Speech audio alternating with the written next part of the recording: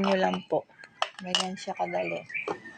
For now, for demonstration, ang gagamitin natin is water lang. Ayan. Tapos, siguraduhin po natin na naka-close na maayos ang ating medicine container. Tapos, isasaksak na po natin siya sa Type-C wire. Sa charger lang po, ganito lang din po, ayan. Kung kayo ay nasa office or bahay. Ayan, isaksak nyo lang po. Dito po yung saksakan niya. Ayan, kung battery dito, i-open nyo. Tapos, ito yung on and off niya.